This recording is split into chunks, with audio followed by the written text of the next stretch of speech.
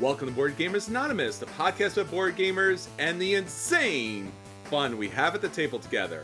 This is Chris. And this is Anthony. And this is episode 323, BGG Hotness for May 2021. We'd like to thank all of our Patreon backers for helping us bring you a brand new episode. All right, everyone, we're back and we are talking once again about the hottest games on Board Game Geek, the games that everyone's anticipating getting to the table and seeing how they, match up, rank up, and burn up the charts. And we have our very own Anthony that's going to give us a detailed review and preview about why those games are hot and on BGG. Right, Anthony? That's what I do. I go through all these things and read the forums and try to figure out why people care. And I tell you all why it happened. Honestly, it's one of three things. It's either it just shipped from a Kickstarter, it's a brand new Kickstarter, or the designer did something really stupid. So we'll get to that later. Absolutely. I think that, Anthony, at some point we need to do maybe a 6 or 8 hour episode where we have whiteboards and charts and we try to figure out the algorithm and all the quantum mechanics that go into all of these different things, because board gaming was something very different even 5 years ago than it is now. So oh my god, yeah. So we'll have to dive deep into that in the future, maybe write a dissertation on it, I don't know, but we'll talk about that at a later point. And again, we're here to bring you the most detailed independent media about whatever it is that's going on board gaming, because again, we're big gamers like you, and getting those great games to the table, what we're all about. So with that said, Anthony, we have so much to talk about this week. We just recently wrapped up our Twitch stream last Wednesday. And again, if you have not listened or have not seen it yet, on Board Game Arena, we have an embedded feed that uses our Twitch stream on Board Game Arena. So either go to Board Game Arena at 8:30 p.m. and you will see our game of the week and our feature review there, and you'll be able to join in with the show, or go over to Twitch, and then on Board Game Arena's Twitch channel, you'll be able to join our game of the week. Last week was Hardback. Anthony, what's this week? This week we're going to do a little bit of a smaller game, a little known one, but it's one you and I played for the first time, and I absolutely loved it. And I went out and actually bought a physical copy of it because I enjoyed it so much. It's called Chakra. So it's going to be a lot of fun. It's probably a game a lot of people haven't heard of because I had not before I saw it on Board Game Arena. But sure. I really felt strongly about it. So I want to make sure it's out there and people get a chance to check it out. And it's a little bit of a lighter game. But it's a lot of fun. And there's a lot of brain twistiness to go in there. So it's always a lot of fun that way. Very cool. So we'll be talking about that game. We'll be talking about our question of the week. We'll be talking about everything that's going on. So again, if you're listening to this podcast on Wednesday morning, join us at Wednesday p.m., 8:30 Eastern Standard Time, Eastern Daylight Time, and we'll have a good time playing some games together.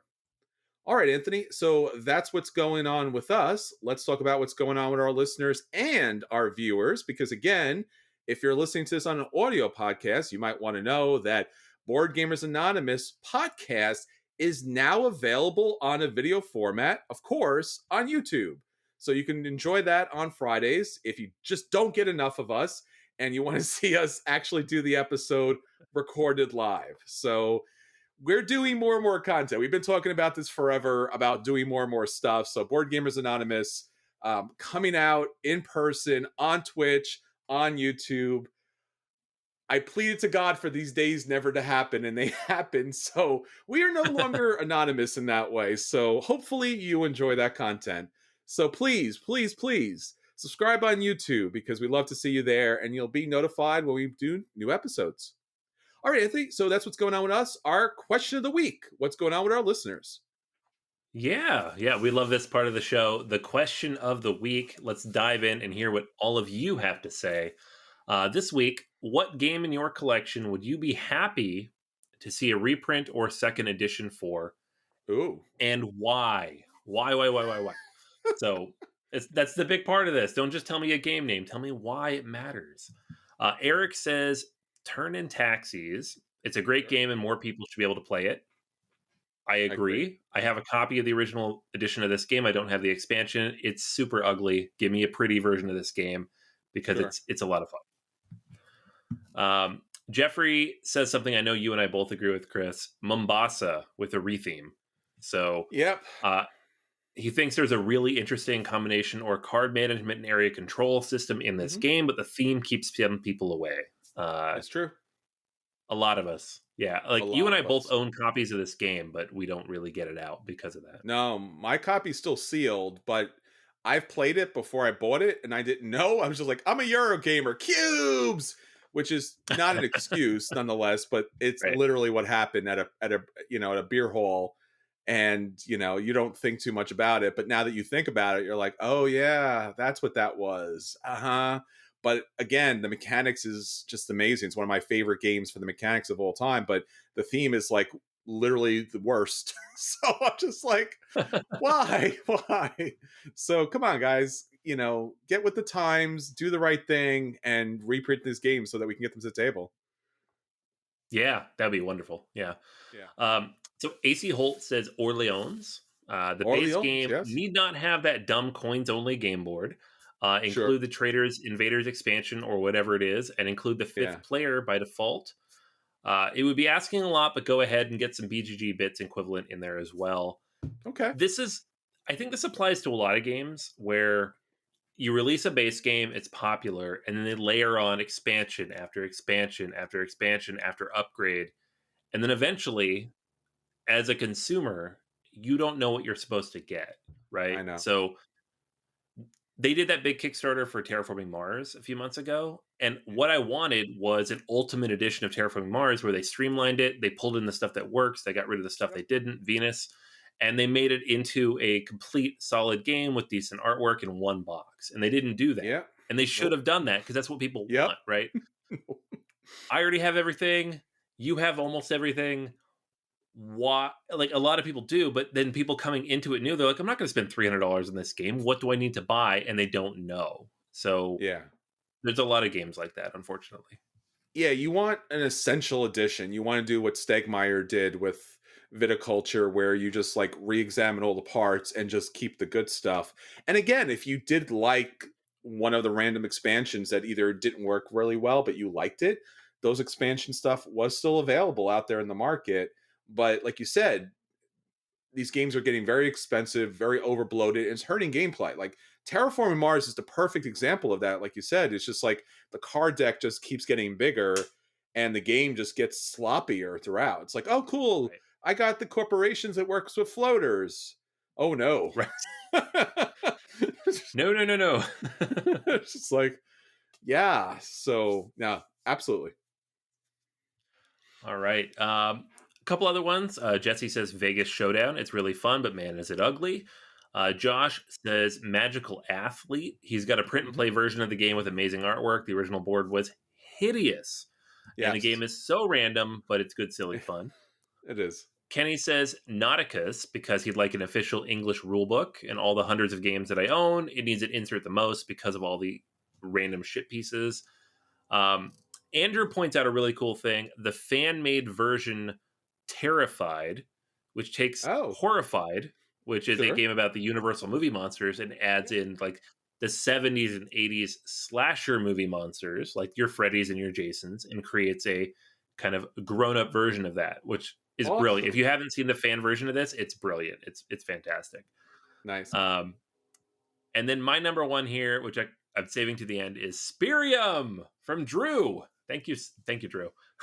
And Did update the you components. A few more cards we welcome. And then he says, "Take it away with your thoughts, Anthony." Yes, Drew, I agree. Um, So is the check in the mail? Is that what is that what's happening here? yeah, yeah, yeah. He knows it's good.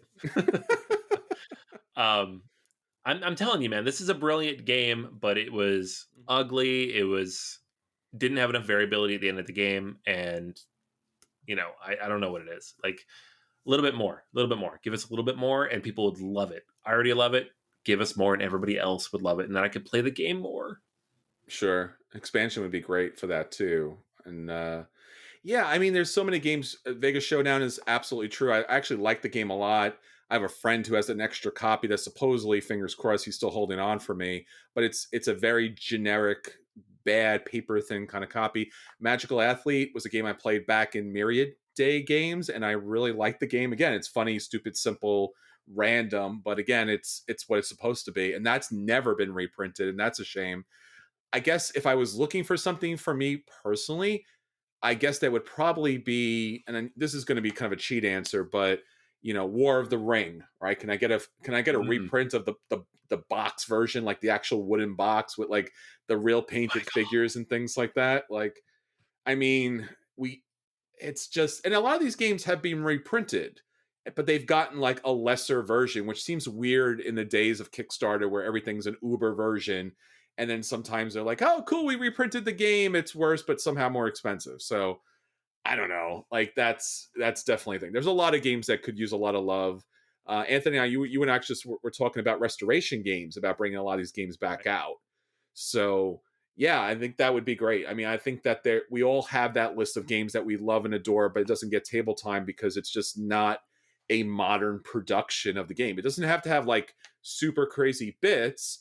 It just has to have a modern production that you're like, oh, cool. This is colorblind friendly. This is socially conscious.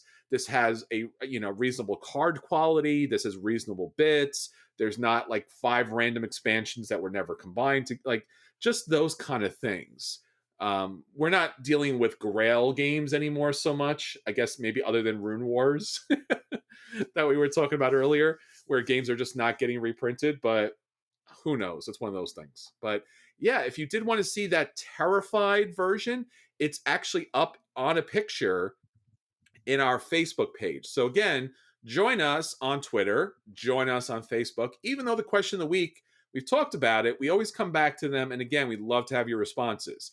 And the question of the week, which is, of course, the question of the day, happens every day on Twitter, on Facebook. And of course, you can find this and all of our social media and everything else in the world that we've been doing these days on boardgamersanonymous.com. So join us there so that we can join you at the table. All right, Anthony. So that's what's going on with our listeners and our viewers. Let's get on to the games that we want to hit the table. And let's talk about our acquisition disorders. All right. I think it's cool that you just mentioned Rune Wars because Yes. mine is a new game from the designer of Rune Wars, Corey What? Kineska. I I've heard know. of It him. was yeah, he's pretty famous. Yeah. uh, this is a guy, he worked at Fantasy Flight Games for 15 years or something like that. Mm-hmm. He designed StarCraft, the board game, with Christian Mm. Peterson. He designed Battlestar Galactica, World of Warcraft, Rune Wars, Rune Age, Gears of War, Mansions of Madness, Star Wars Rebellion. He designed so many amazing games. I own, I think I own everything I just said.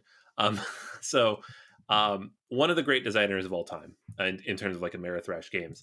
And so he's back with a new studio actually that spun out of Fantasy Flight Games called Unexpected Games. And his first game is The Initiative. He is the lead designer in this game, and it is a interesting described game. I've not played this yet. I do have a copy that I have picked up. I've not had a chance to play it yet because, again, just getting back to the swing of things with other gamers. But it is a cooperative board game of story based because every chapter that you take in the campaign is one page in a comic book that comes with the game. It takes like 30 to 60 minutes. So it's like a whole comic book that you play through. And then you advance the story regardless of whether you defeat the mission or not. So similar to Arkham Horror. So it's going to kind of change how the game proceeds. So it's got like legacy type of elements, but it's not really a legacy game. Like things don't actually change in terms of board game components, but you move forward. It's a story based game. It's heavily story and scenario driven. Um, the actual story of the game is like you are teenagers in 1994, very specifically 1994, because we're talking about the height of the comic book boom, which is ironic because we were talking about this before the show. Um, and you find a mysterious board game called The Key, and then you're trying to Mm-hmm. get through this game and figure these things out and go through these various chapters. It's a deduction style, puzzle style, adventure type of board game. You can play with just one person, up to 4 people. It's cooperative, of course. So it's taking in a lot of things that you already know and mixing them up in type like a blender of sorts, right? It's not just an escape room type of game. It's got like escape room elements, which is like a whole genre of board games now. It's not just a cooperative game, but it is a cooperative game, you know. It's not just a legacy type of game or a story based game that kind of proceeds, but it is those things as well. It's Kineska saying, I like these 8 elements. Let's jam them together, which is what I do and what I've done for 15 years, and create something new. Um, Again, I haven't played it. I don't know how good it is. I hope to review it here in the next few weeks, but I have it. And I'm very excited to play it. And that is The Initiative. Very cool. Yeah, I was excited about this, and there was a lot of, just anticipation about how good this would actually be. And it's really a different type of game. So I'm really looking forward to your review on this and hopefully getting a copy to the table soon. All right. So I want to talk about my acquisition disorders. Let me just talk about one really quick. One that you've probably already seen. This is on Kickstarter currently. And I've talked about this a while back. This is Canvas, but now it's Canvas Reflections expansion and reprint. So this was a campaign I talked about not too long ago on my acquisition disorders. And again, it was all about this very small game that was basically a set collection game.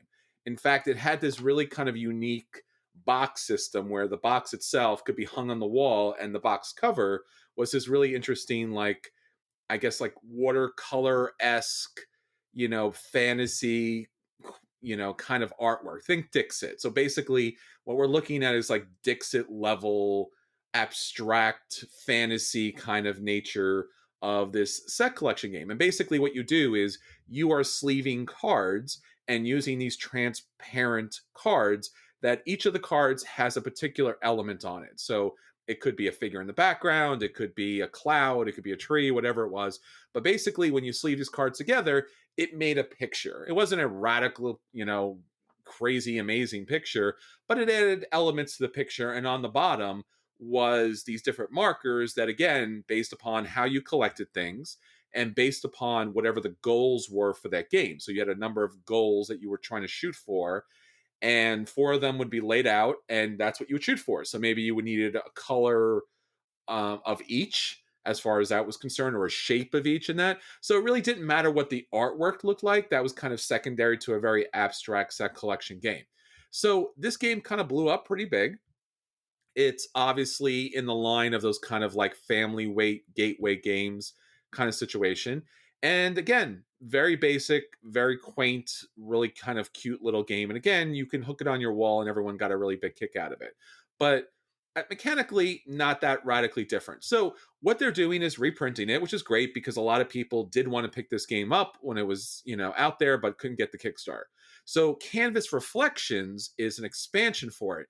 And honestly, it's what it's what it states in the name. Basically, those plastic sleeves that you sleeved into the card sleeves in order to make the full image, now you could flip them around. So now it's almost the mirror reflection of that image. So in that case, it gave you a slightly different image. It gave you a slightly different, scoring opportunity to put together. That's primarily it. Now, there is an additional board which allows for more cards to be on the market, but obviously, as you're skipping down the line, it's going to cost more to be able to skip down the line. But you have more options, which is great because, again, let's be honest, this is a game about really pretty artwork and a very light set collection game. This is not a brain burner whatsoever, and it doesn't have to be. So, having an expanded market is fun so that you can actually put together stuff that you would like to see in a picture. Beyond that, it offers yellow ribbons, which again are based upon how you're able to score certain markers on the bottom of your card. So there's an extra scoring condition here, and it just adds more cards. That's primarily it. If you have the original game and you like it, this is more of the same. Of course, nothing radically different whatsoever. It's just primarily just more.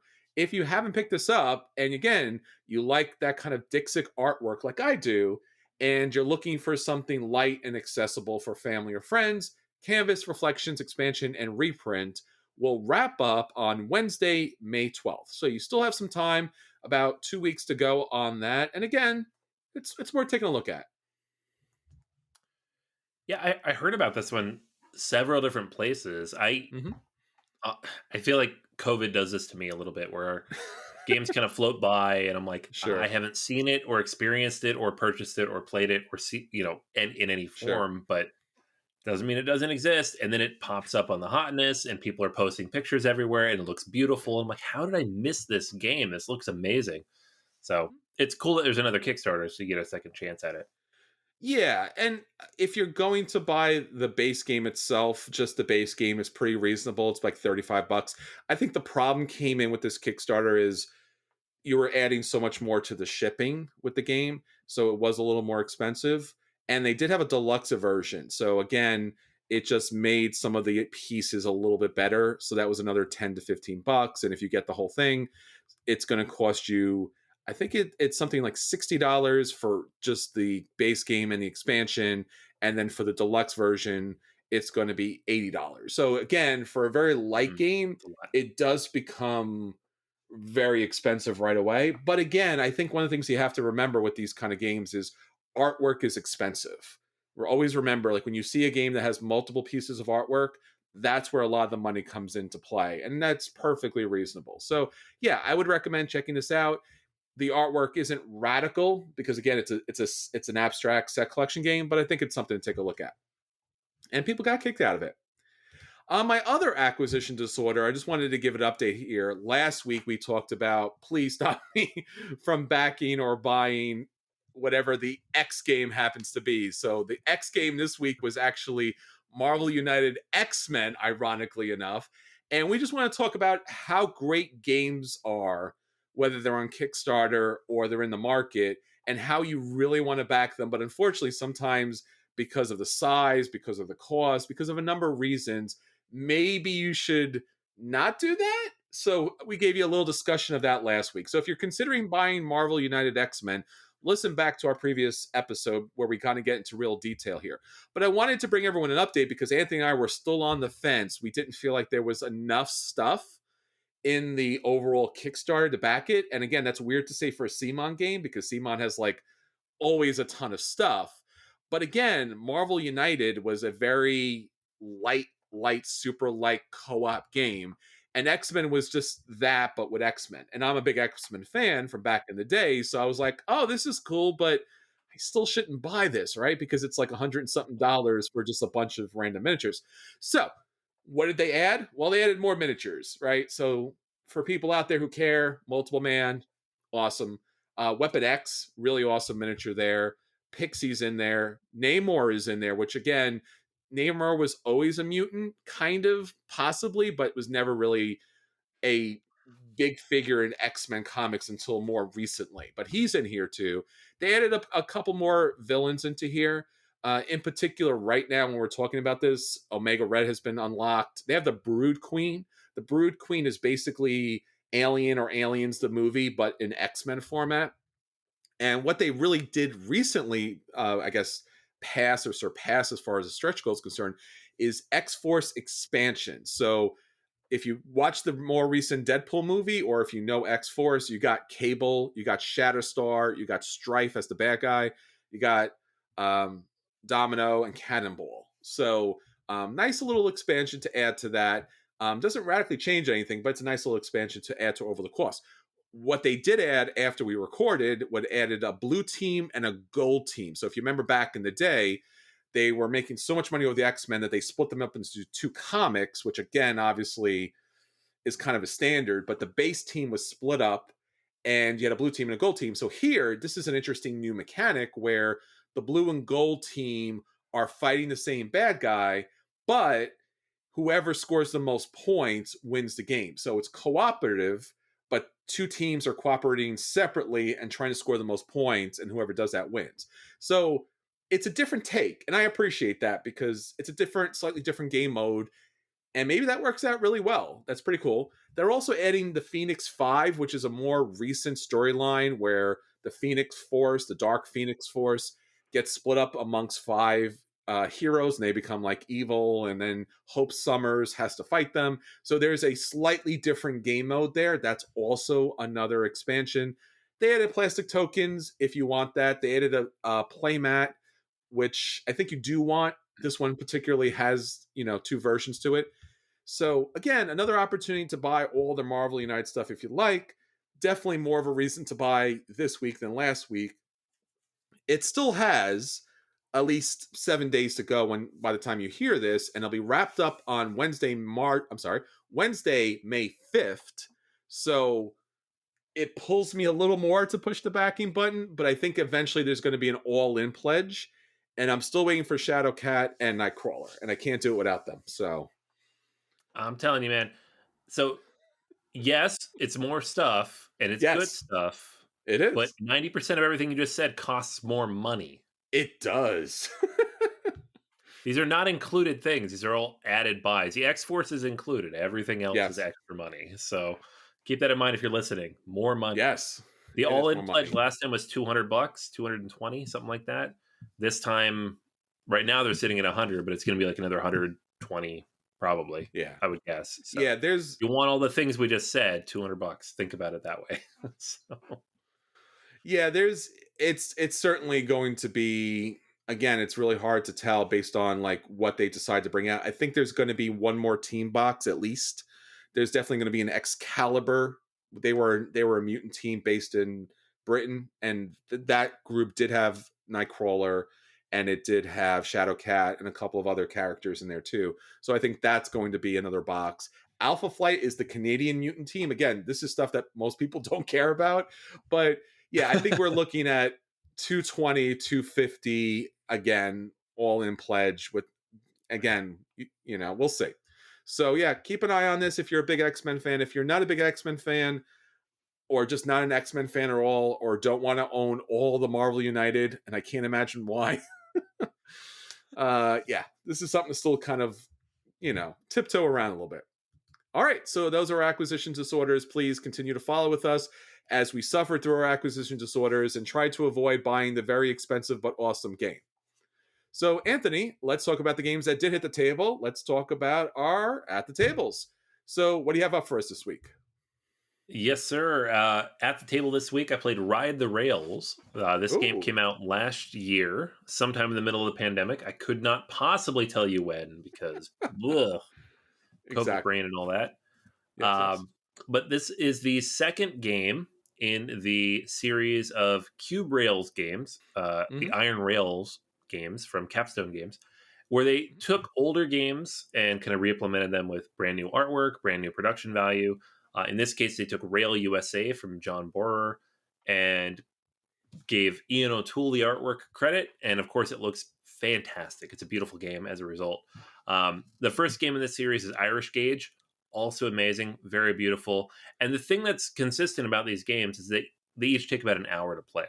So you think train games, you think big Euro, you think many, many hours, but no, Cube Rail games in general, this whole series of games, they're known for taking the components of the bigger, longer train games like the 18xx's and the big long train.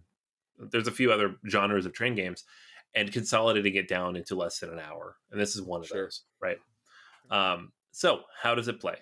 The basic idea of the game is you have multiple different train lines, right? I think there's 5 or 6 of them. You start the game, there's 6 rounds in the game. You start the game with 2 of them available for people to take stocks in and build with. And then each game, a new one, or each round, a new one unlocks, right? So you're going to go around the table at the beginning. People are going to choose which stock they want to take, red or blue. And that's going to be done in reverse player order. And then in player order, you're going to place trains. Based on the number of players, you can place between, I think, 5 and 8 or 4 and 8 trains out.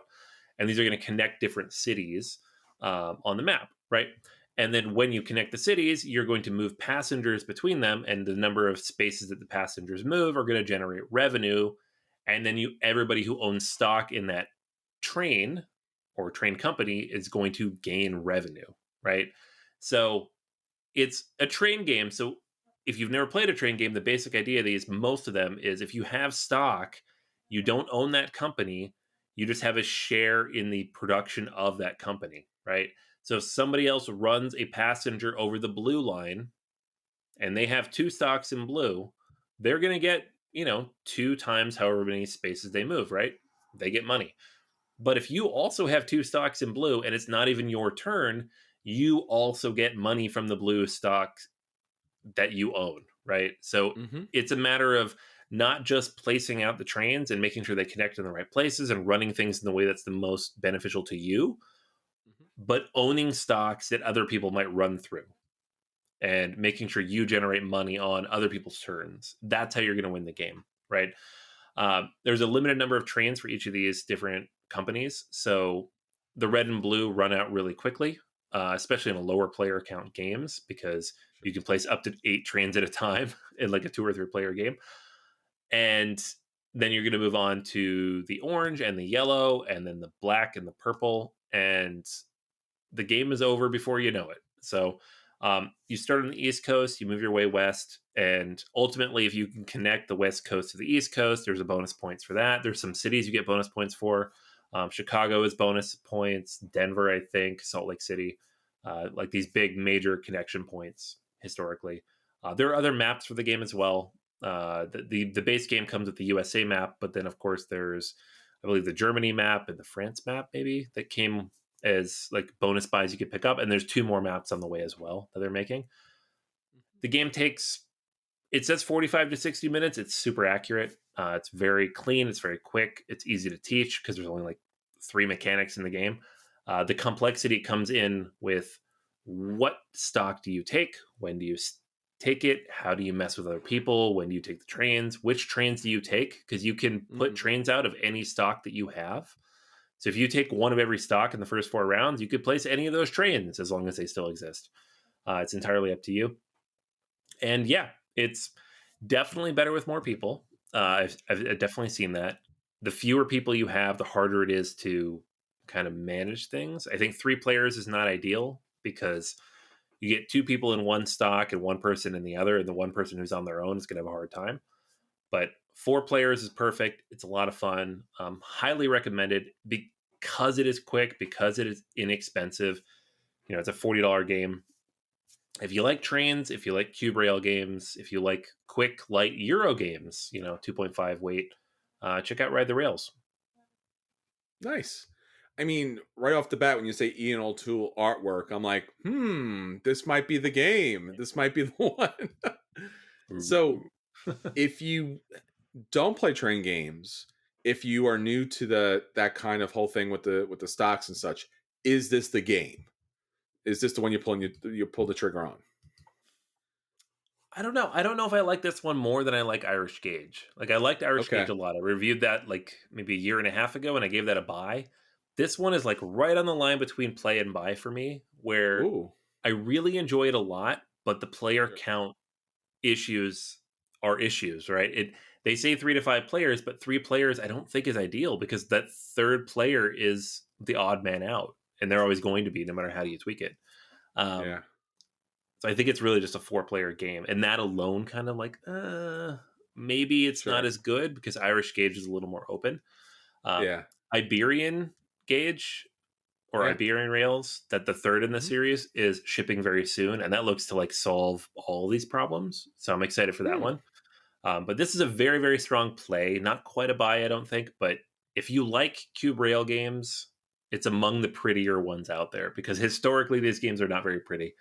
And this one looks very nice. Cool. All right. All right. So again, if you'd like to catch all of our game reviews, what we think about the games, all of our episodes, which are evergreen. So if you're ever trying to figure out if you should back a game, I'm sure we've covered it at some point. Check out boardgamersanonymous.com. All of our episodes are up there. All right, Anthony. So that's what's going on with our games that are hitting the table. Let's get on to our feature review. So, for our feature review this week, we are talking about the hotness, the games that are on Board Game Geek that everyone's talking about for any number of reasons. And our good friend here, Anthony, will let you know why those games are hot, where they're going, and maybe even if you should pick them up or not. All right, Anthony, I will let you look into your magic pop-o-matic bubble and let us know why these games are here on the hotness list. All right. Yeah. So if you're familiar with this, you know how this goes. If you're new, half of these are going to be different. You maybe never heard of them before, and the other half are going to be games that you've heard of 100 times, and that's why they're on the hotness. So It's still good. we might Still good skip there on over the a list. few real quick. Yeah, no, it's Yeah. good. Yeah. But if we skip past it really quick, because we've gotten comments on this, like, why don't you talk about Gloomhaven more? I'm like, because it's been on the list for like 37 months. We've mentioned it every month. It's Gloomhaven. There's nothing to say anymore. Um, And to be fair, we've covered Gloomhaven on like 57 episodes. So again, right. boardgamersanonymous.com is there for a reason. So you just go to the search feature, type in Gloomhaven, and see 57 different references to it, at least. Yeah.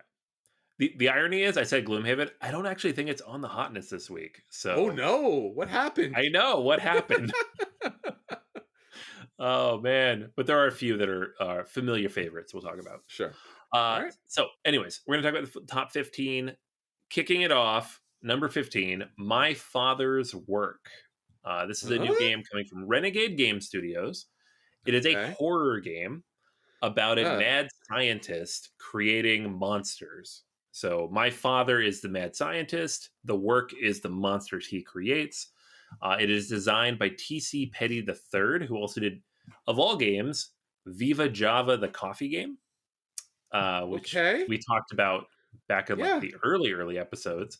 Oh yeah. And this one is actually going up on Kickstarter tomorrow. So if you're listening to this yesterday, and that's probably why it's on the hotness right now.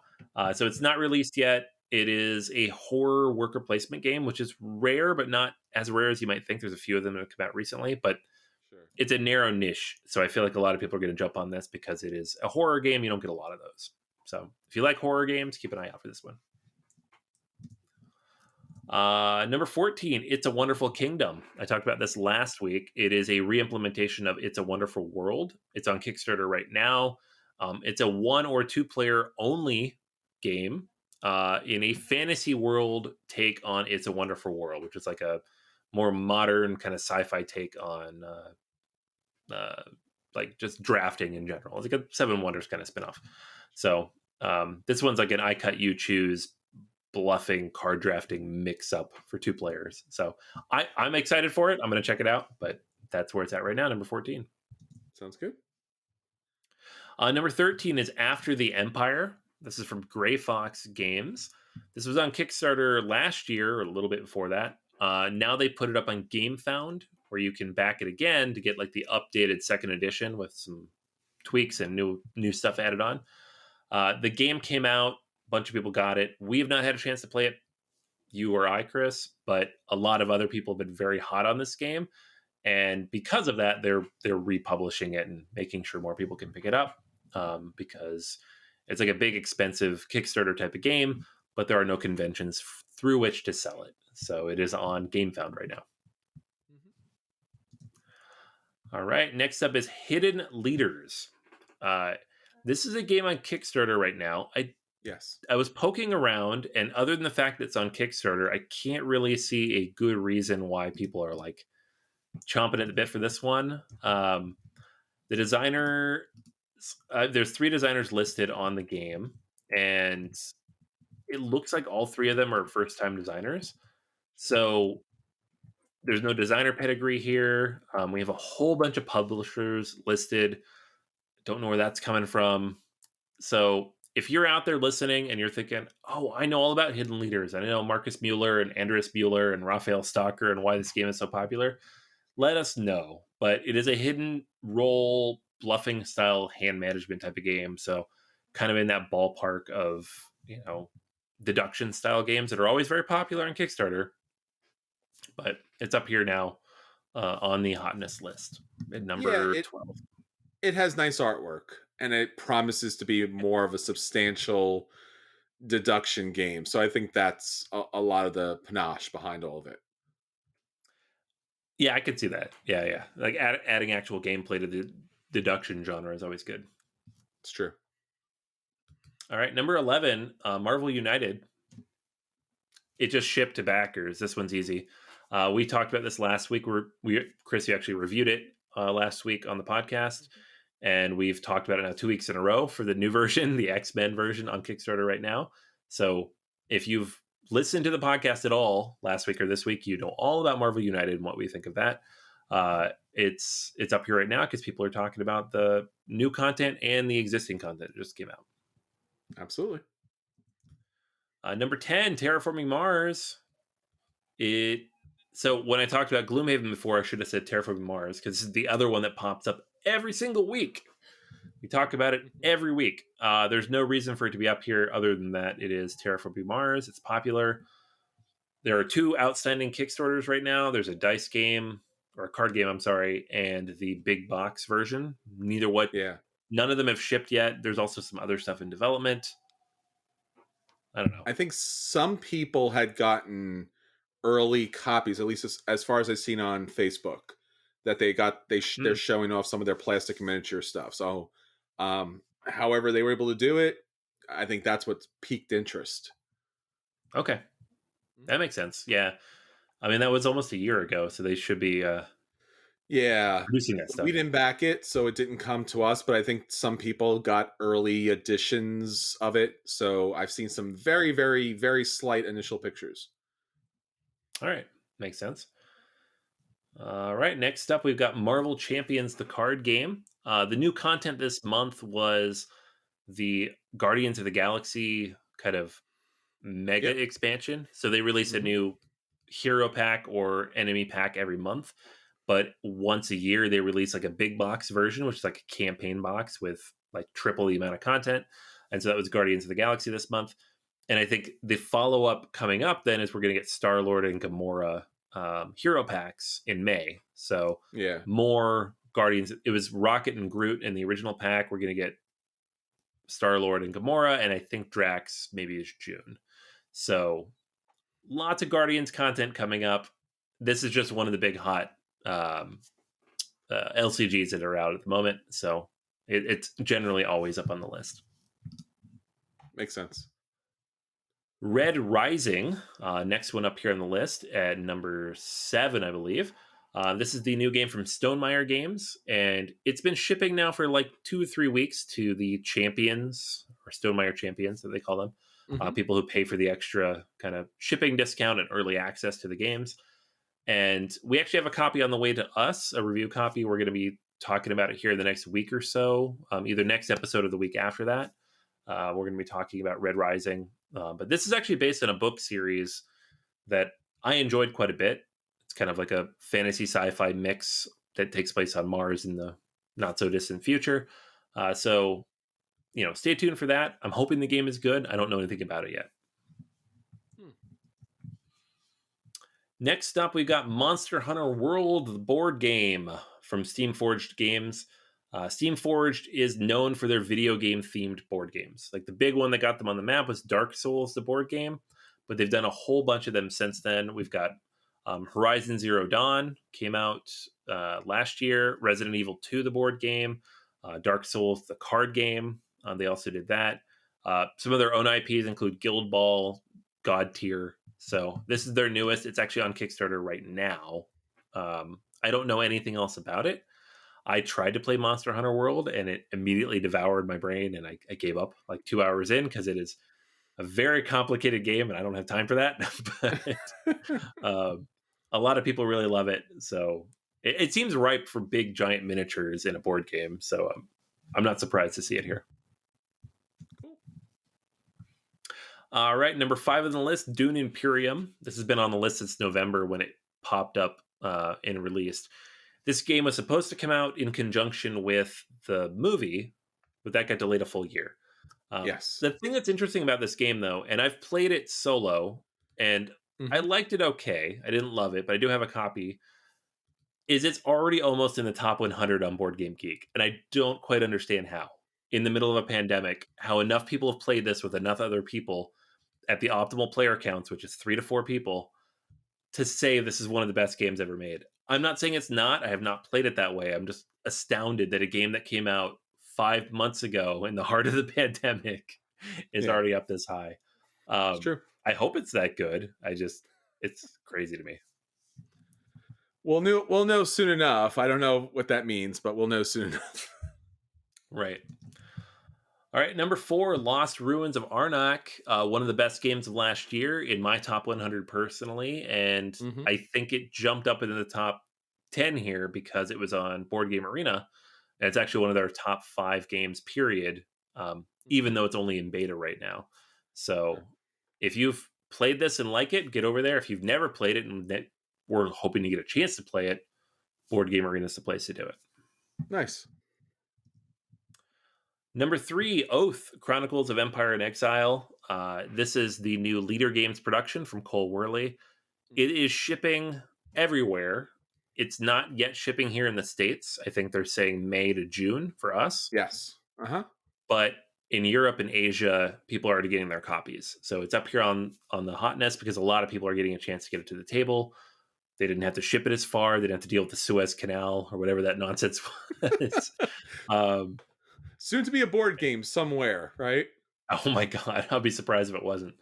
So I did back this. I'm eagerly awaiting it. Don't have my copy. Will not have it until June, probably. But when I get it, you will hear all about it. Okay. Number 2 is Brew from Pandasaurus Games, designed by Stevo Torres. This is a interesting game. You hear brew and you think beer, which tells us a lot about each other. But really, it's about making potions. It's a nature-based game. Sure. You've got all these different animals. You've got the seasons you have to deal with. And the weird tweak of the game is all the seasons exist all at once. And then the day and night have no real cycle. They rotate based on what the forest wants them to do. So you are taking various element dice. You're trying to take back control of the seasons and basically bring the world under control to a certain degree, which is kind of a weird theme, but also somewhat interesting because it is entirely nature based. There's not humans doing this. It's just kind of a separate, element to it. You're recruiting the creatures, you're brewing the potions, you're building this thing. So I don't know anything about this. I know it's they've been putting a lot of energy into like promoting the release of the game the last few months. So it's popped up in a lot of different places. It's relatively inexpensive. I think it's a $30 game. You can get it for $22 online. But yeah, I'd be interested to check it out once it pops up for real, in the stores. Nice. And then number 1, just for you, Chris. This game is here for you. No. Galaxy Trucker 2021 edition. They don't even call it second edition. They just call it Galaxy Trucker 2021, re-implementing Galaxy Trucker whenever that other game came out. Vlada Shevadl's weirdest game. What say you, sir? I don't know. Do I want to get banned?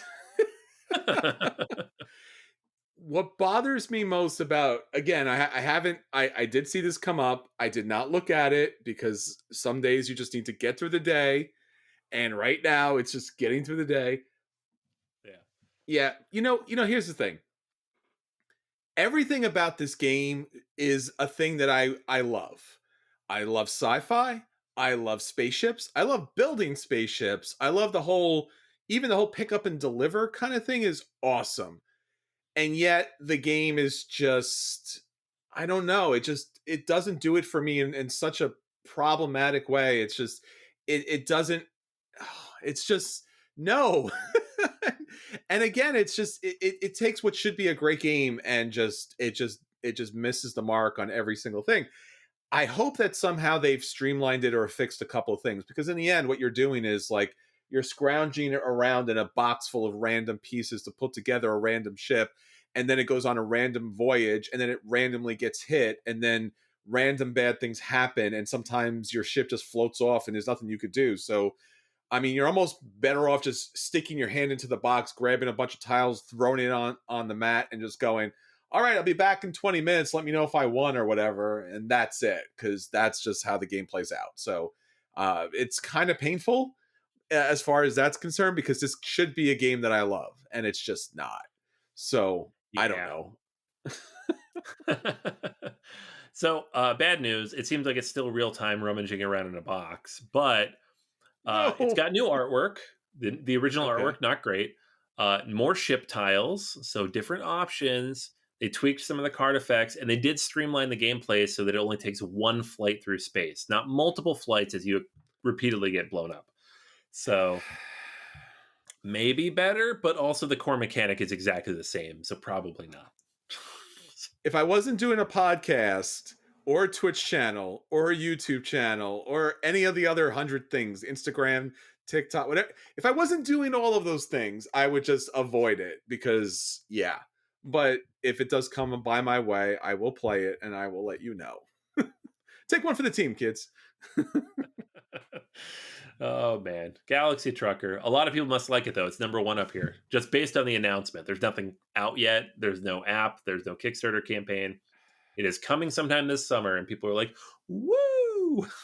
Hey, look, if you love it, don't make my trauma take away your happiness out of it, because that's what life is all about: finding something that you love and then loving the heck out of it, and no one gets to say anything about what you love. So I have complete respect for all the Galaxy Trucker games out there and gamers out there who really love it, because it just doesn't do it for me. Maybe for you, but yeah.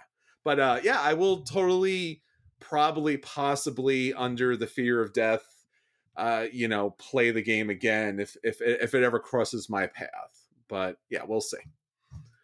All right, so that's everything for this week. Until next time, this is Chris, And this is Anthony.